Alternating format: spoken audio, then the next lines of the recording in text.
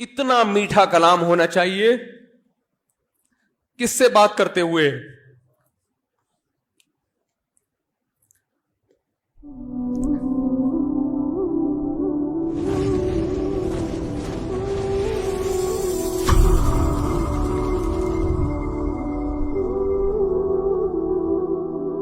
صحابی نے پوچھا یا رسول اللہ، میں اپنے اخلاق میں جو ایکسیلنسی پیدا کروں تو اس ایکسیلنسی کا سب سے زیادہ مستحق کون ہے؟ یعنی سب سے زیادہ میٹھے انداز سے بات میں کس سے کروں؟ آپ یوں بھی کہہ سکتے ہیں آج کی زبان میں، جب میں بات کسی سے کروں تو اس میں شکر گھولوں میں، تو سب سے زیادہ چینی اور سب سے زیادہ شکر کس سے بات کرتے ہوئے اپنے کلام میں گھولوں؟ بات آ رہی ہے سمجھ میں؟ آپ صلی اللہ علیہ وسلم نے فرمایا امک، پوری کائنات میں سب سے میٹھے انداز سے اگر تم نے بات کرنی ہے تو سب سے زیادہ رائٹ یہ کس کا ہے؟ تمہاری، بولو نا، ماں کا.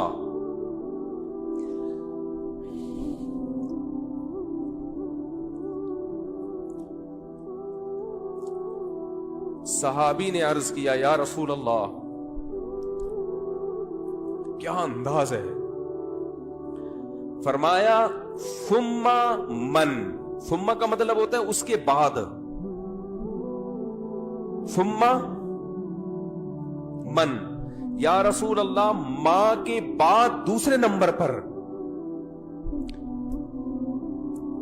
میٹھے انداز سے، اچھے انداز سے بات کرنا کس کا حق ہے کہ میں اس سے اچھے انداز سے بات کروں؟ ماں کے بعد.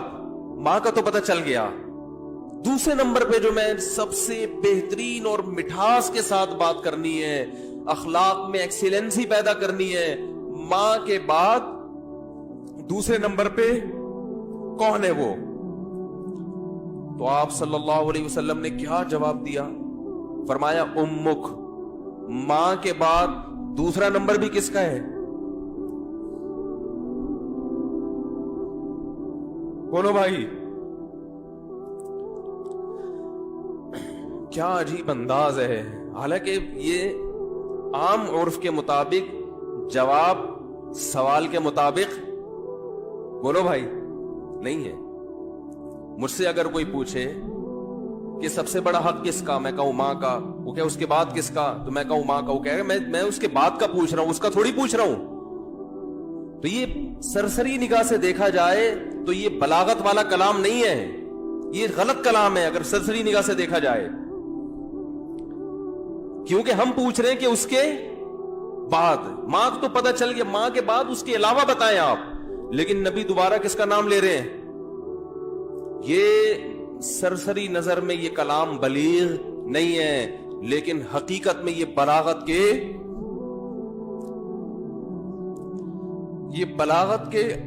اعلی معیار پہ پہنچا ہوا کلام ہے. کیونکہ بات کو دل میں اتارنے کا اس سے بہتر طریقہ نہیں ہو سکتا تھا کہ ماں کے بعد دوسرا نمبر بھی کس کا ہے؟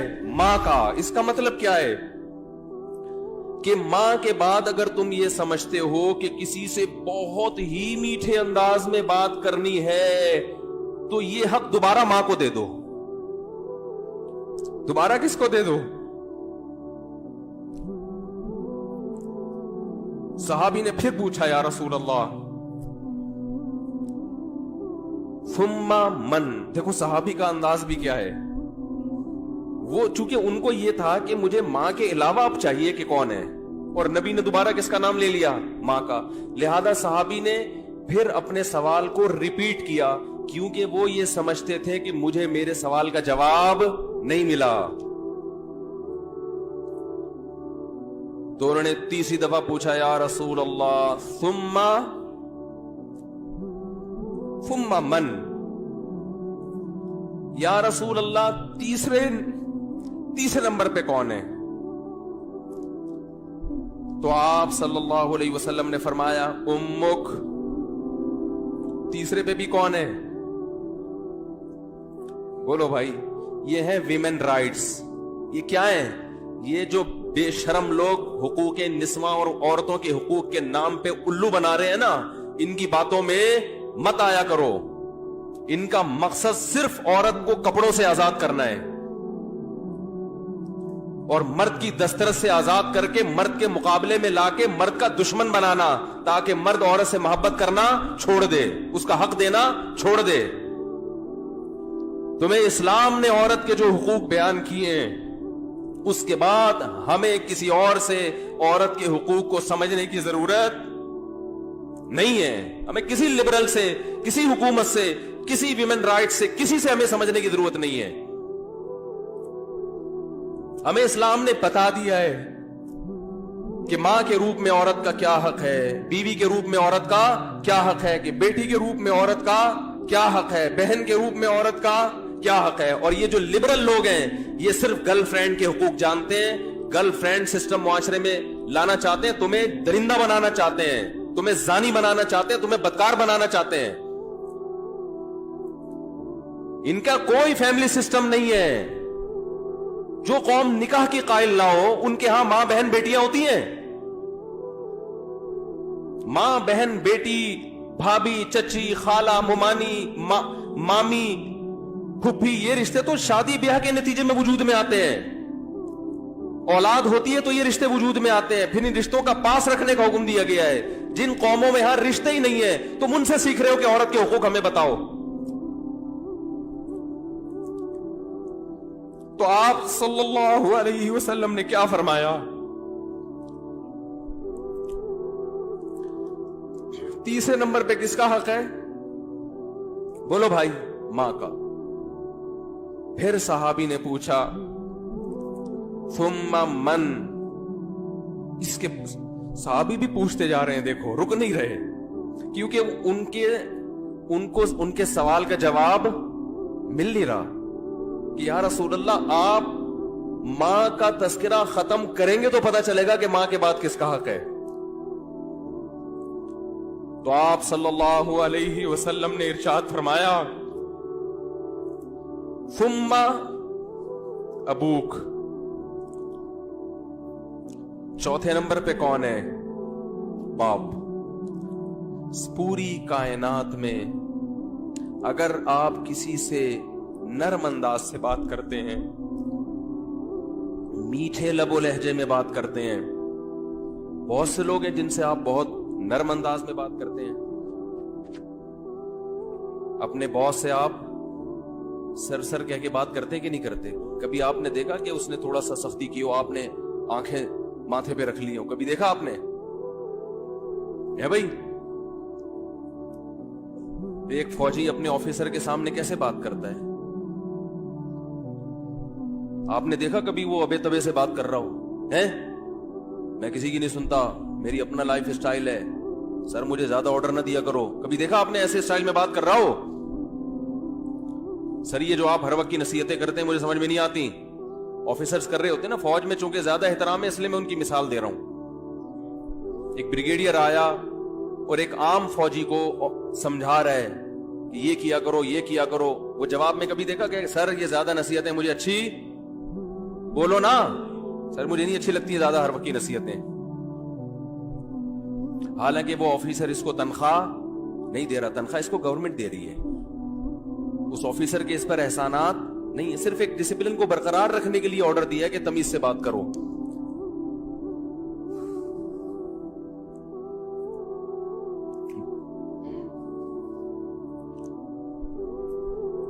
اس نے آپ کے لیے قربانیاں دی ہیں.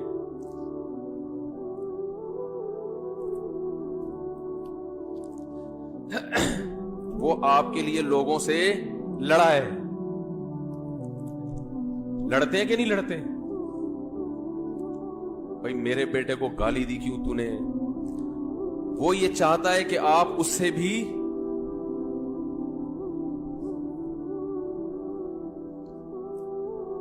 آپ اس سے آگے چلے جائیں.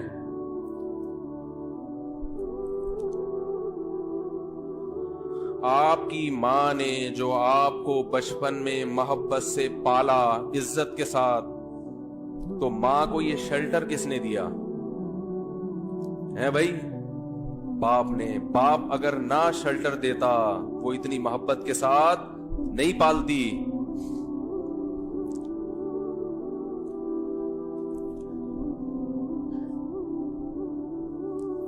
یہ ٹاپک مجھے چینج کرنا پڑے گا, میری میٹر جو ہے نا شارٹ ہو جاتا ہے, بولا نہیں جاتا اس ٹاپک پر. خیر, ہم اپنا جو موضوع لے کے چلے تھے اسی کو کرتے ہیں. تو دیکھو آپ صلی اللہ علیہ وسلم نے کیا فرمایا کہ چوتھے نمبر پہ سب سے زیادہ حق کس کا ہے؟ بولو بھائی, باپ کا. اور اس کی علماء نے ایک حکمت یہ بھی بیان کی ہے کہ باپ چونکہ مرد ہے نا تو اس میں برداشت کی قوت, ماں میں برداشت نہیں ہوتی. اس سے بدتمیزی کرو گے بیچاری روتی رہے گی, باپ کھینچ کے 2 تھپڑ, ایسا ہی ہے نا, باپ سے زیادہ نہیں لگا دے گا 2-4 کی. ماں بیچاری کڑتی رہتی ہے بیٹھ کے.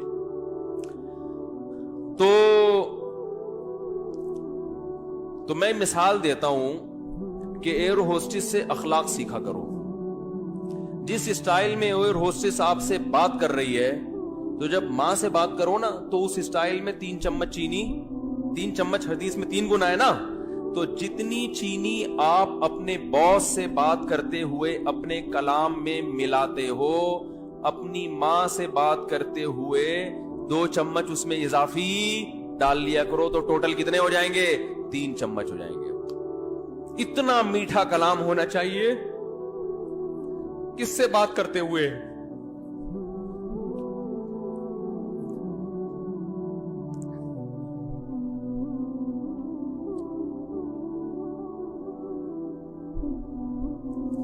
ہم نے بڑے بڑے علماء کو دیکھا ہے, ان کے والدین بالکل دیہاتی, کچھ بھی نہیں آتا ان کو, بالکل گنوار, نہ بات کرنے کی تمیز, نہ اٹھنے بیٹھنے کی تمیز, لیکن بیٹے بن گئے بہت بڑے عالم, اللہ نے بڑی عزت دی. لیکن وہ اپنے باپ کا ایسا احترام کرتے تھے, ایسا بچھ جاتے تھے باپ کے سامنے, ہم نے اپنی آنکھوں سے دیکھا ہے کہ لگتا ہی نہیں تھا کہ یہ کوئی کیا عالم ہے, کوئی مفتی ہے, کوئی بزرگ ہے.